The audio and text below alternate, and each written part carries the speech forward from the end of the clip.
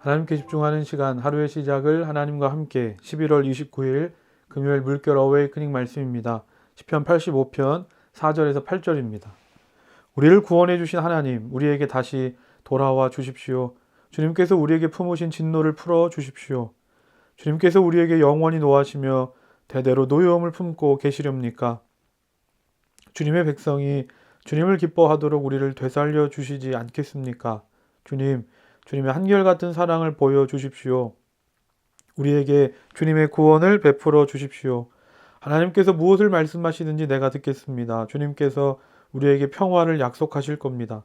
주님께서는 주님의 백성, 주님의 성도들이 망령된 대로 돌아가지 않는다면 진정으로 평화를 주실 것입니다. 오늘 본문 시편 85편은 바벨론 포로로 잡혀갔던 이스라엘 백성들이 포로 생활을 마치고 이제 고국으로 돌아와서 하나님 앞에 감사를 드렸던 시편입니다. 사실 당시 상황에서 이스라엘이 회복된다는 건 불가능한 일이었습니다. 그런데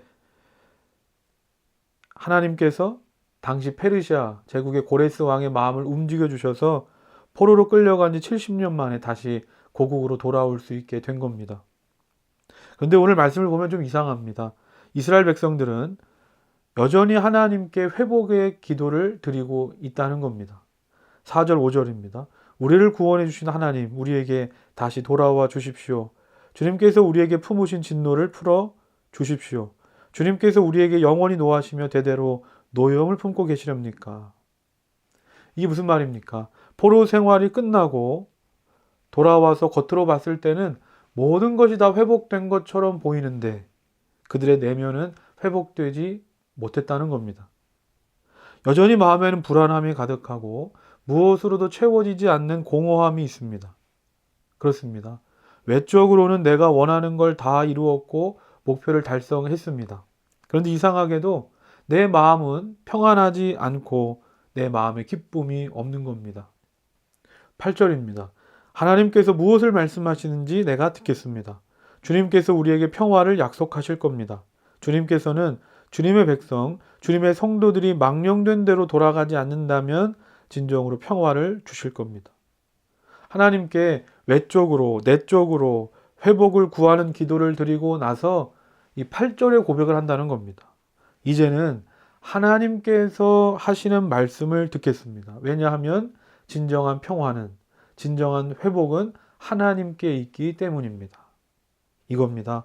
진정한 회복은 내가 원하고 바라는 것이 이루어지고 그것이 응답되는 것이 아니라 하나님께서 무엇을 말씀하시든지 내가 듣겠습니다. 나를 향한 하나님의 뜻을 알게 될 때, 그리고 그 하나님의 뜻대로 내가 순종할 때 우리도 생각하지 못했던 진정한 회복, 진정한 평화를 이루게 되는 줄로 믿습니다.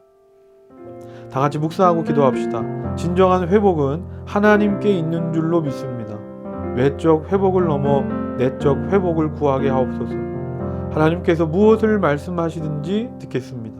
하나님의 뜻을 구하는 오늘 하루가 되게 하옵소서.